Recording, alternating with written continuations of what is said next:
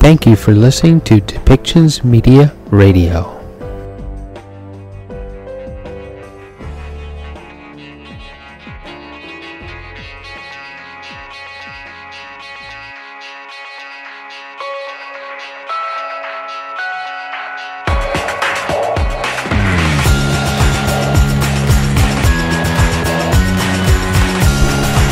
Welcome to Policy and Rights, the show about government policy and human rights.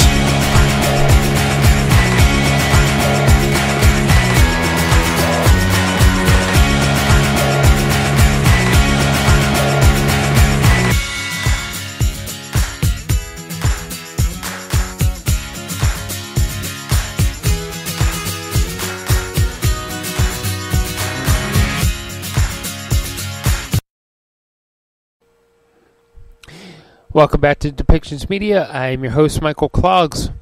In Newfoundland and Labrador today, Andrew Furey, Premier of Newfoundland and Labrador, is offering financial initiatives to attract nurses and healthcare workers to that particular province because of shortages. As it turns out, there are shortages of healthcare workers across Canada, and each and every province is attempting to compete to fulfill their needs of healthcare workers to place them in hospitals and other facilities to provide the needs of their citizens and residents. In this particular case, Newfoundland and Labrador is offering financial assistance, and they will tell you exactly what they're looking to offer nurses and other healthcare workers. We're going to hear from the Provincial Minister of Health and Community Services, Yvette Coffey, and the president of the Nurses Union in Newfoundland and Labrador. Oh, sorry, we got that kind of mixed up. Tom Osborne is the provincial minister of Health and Community Service. Yvette Coffey is the president of the Registered Nurses Union of Newfoundland and Labrador. So let's hear what they actually have to say, what the announcement is going to be about, because they're so excited about it that they almost forget to tell you what they're announcing. So, and our hopes that there is a way to balance out the needs of healthcare so that all of the provinces get the healthcare needs, the healthcare workers that they need to provide services for the citizens of Canada overall.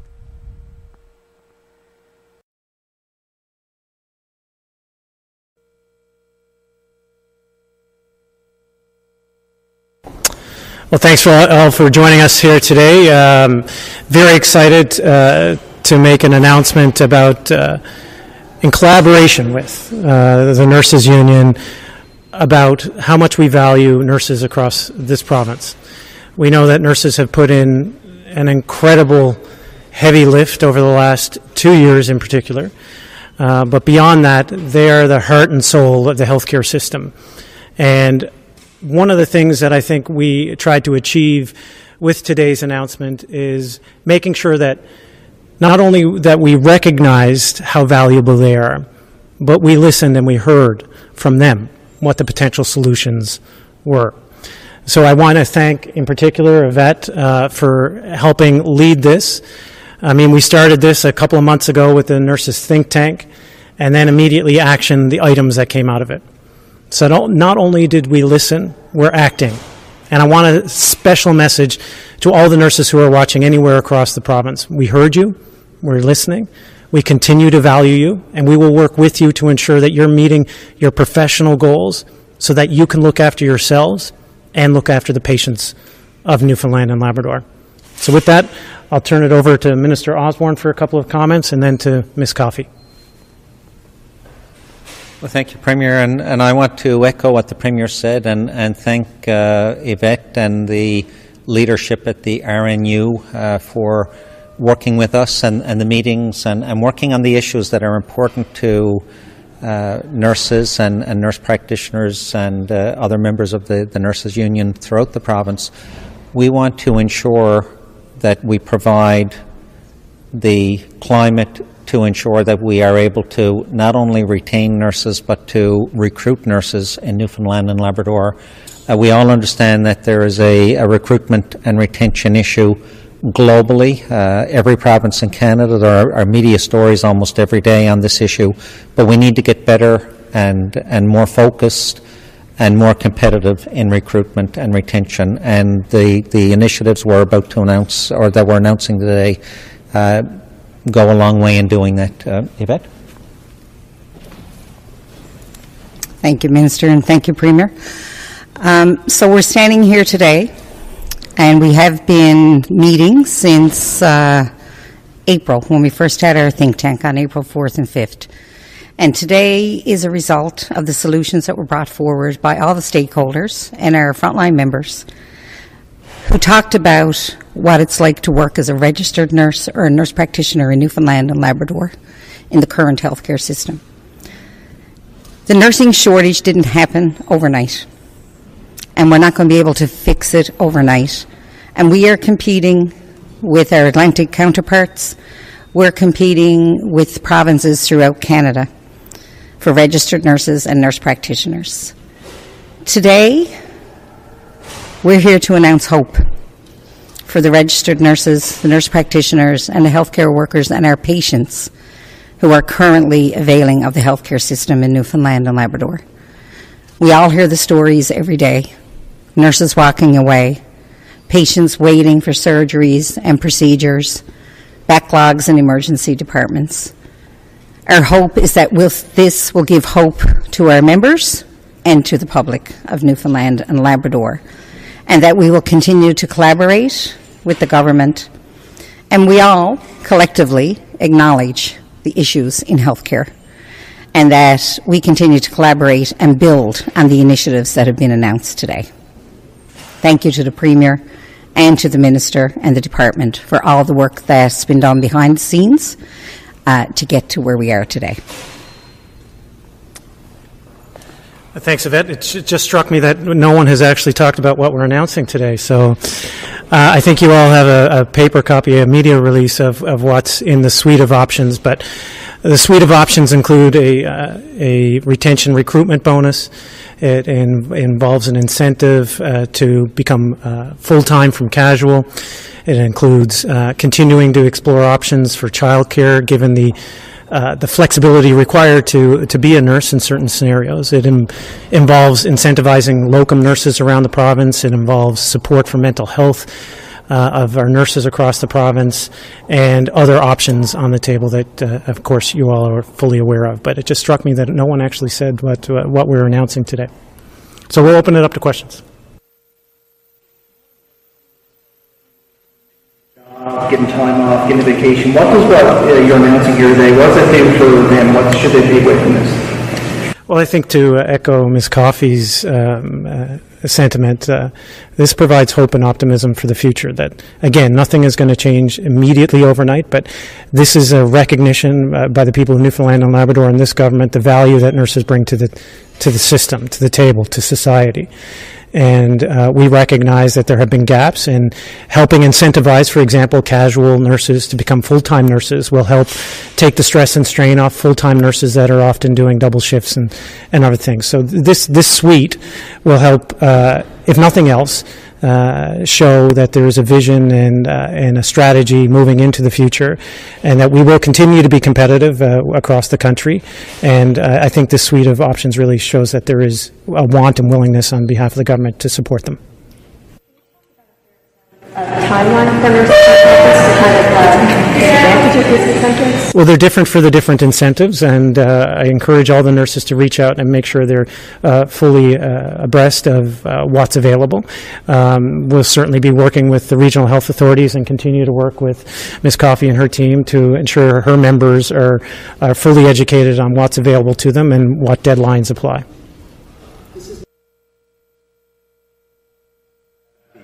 a day long, 800, I know that's not the exact number, but the incentives for the doctors, the incentives now for nurses. What about other healthcare professionals? Are there other? Yeah. That's a great question. Yeah, that's a great question, and we continue to talk with allied health professionals and other health professionals who, again, have done a heavy lift over the last few years, and we continue to have those discussions. Is there a dollar figure on how much all this will cost? Minister? We do have a dollar figure on this, but we have entered discussions and have met with NEAP, for example, on similar proposals. We're speaking with Allied Health and with CUPE. We've reached out, and the process is now starting with Allied Health and CUPE on similar initiatives. So, I think it's best once we have the total package to provide the costing, because we're still dealing with other bargaining units on incentives and so on for them. But like the doctors, is there a number you can put once we let the top up maybe, like a daily top up similar to the doctors, or is this a little bit more individuals?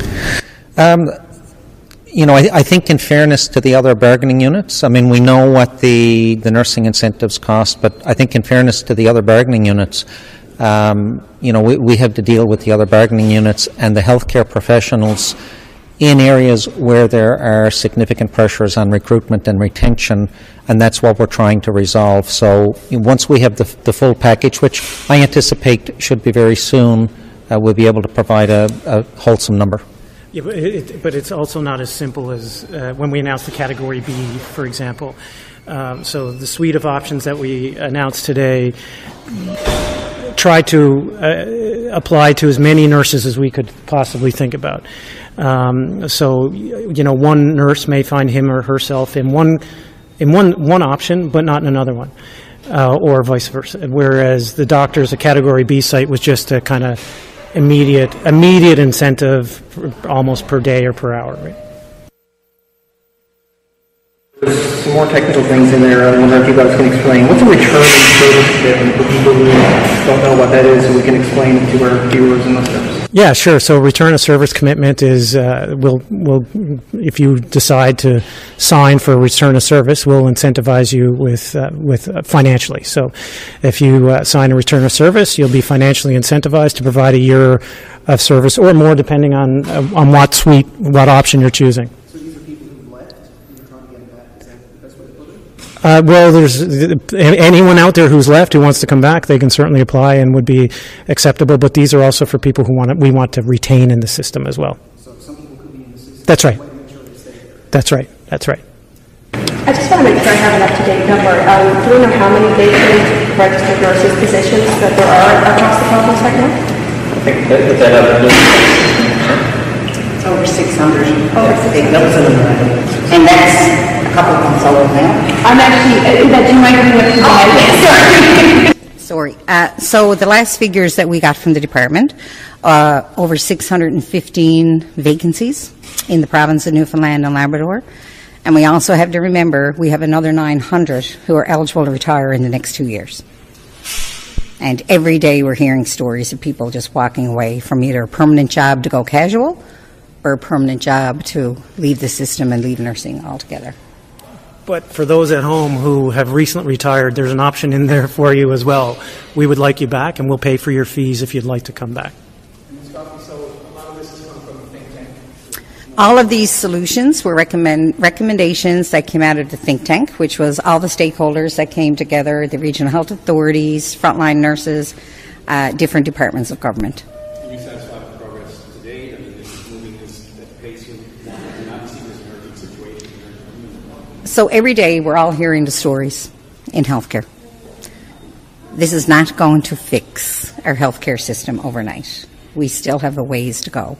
But we will continue to build on this. And these announcements, our hope is they will give hope to our members and to the people of Newfoundland and Labrador that we are still working on this. We are still engaged in discussions, and we will continue to engage in discussions for further incentives and to make sure that we are competitive with other provinces so that they're not taking away our healthcare professionals. So how would you characterize it? Good for a start? you're now into the middle of getting there, or where would you say? Well, the think tank was a start, and, you know, it was an acknowledgement of the issues that are going on in the healthcare system and the issues that our members are facing, and the burnout, the physical and mental exhaustion, and the issues in the system, of course. The think tank gave us an opportunity for everybody to hear the heart-wrenching stories from our members of what they are actually experiencing. And they are the ones who came up with the solutions, and that's what we have been discussing for months now to get to this day where we'll be announced. Is it enough? It's not going to be enough to fix the system right away. We need to build on this, and we need to continue to keep advocating for our patients and our members. But I just add, sorry, Yvette, that, you know, we have looked in the long-term strategic lens as well with respect to increasing enrollment in the nursing schools, increasing enrollment in paramedic schools, increasing enrollment in the LPNs in the medical school.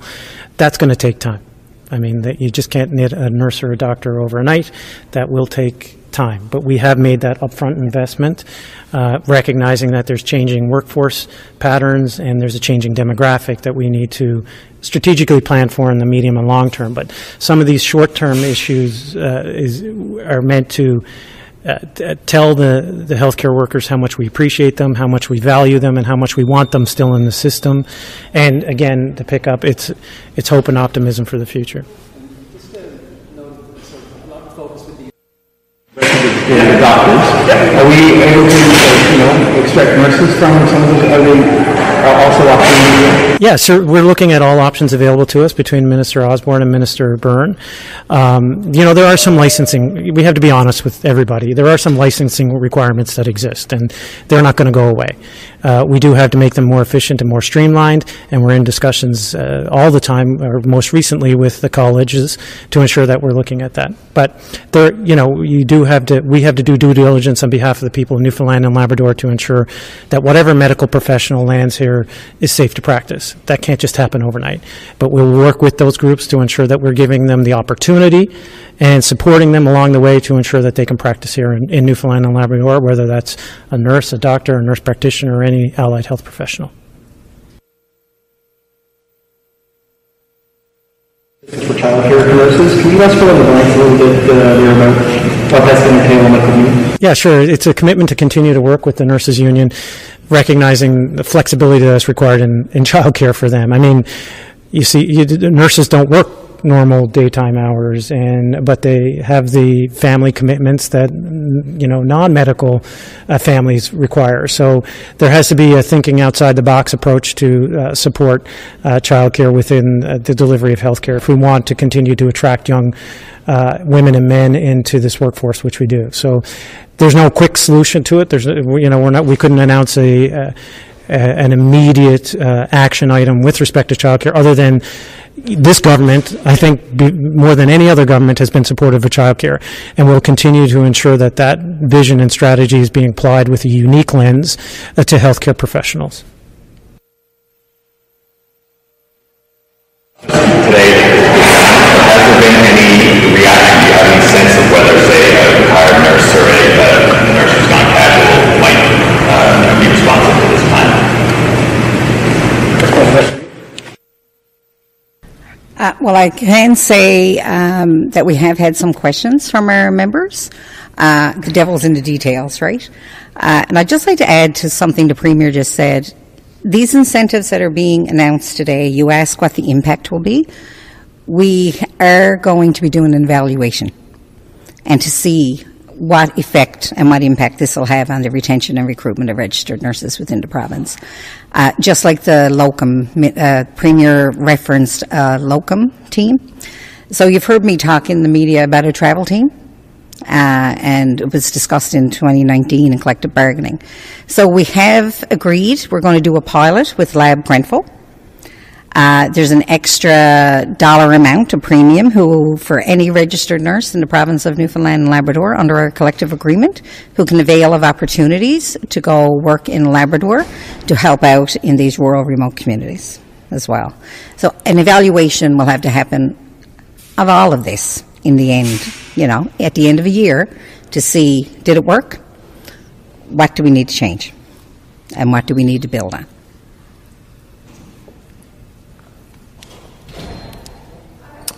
There's the bursaries and oh yeah, there's one more thing that we've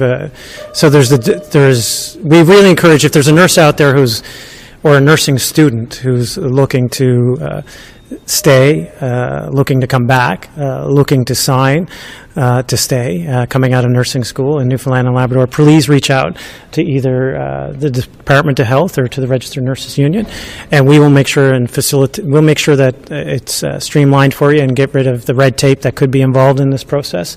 This is not an announcement to not act. This is an announcement to act. And I'd like to just end by saying that this is what happens when you have collaborative relationships. And to once again thank Ms. Coffey and all her members, all the nurses that I've worked with over the years.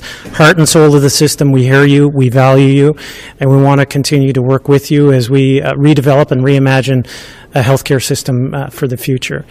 But it is easy to criticize. This is a solution-driven process, and we recognize that it will take time, short, medium, long-term, Brian, and we will continue to enact along the way and change and adapt according to the feedback that we received.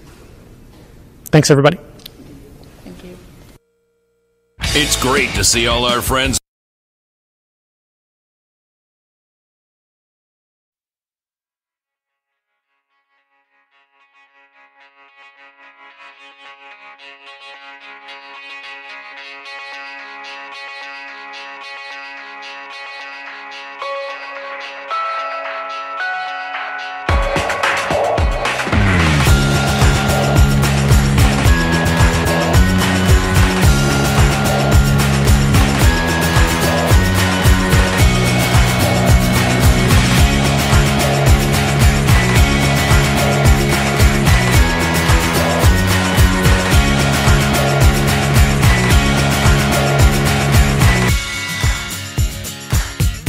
This show has been produced by Depictions Media. Please contact us at depictions.media for more information.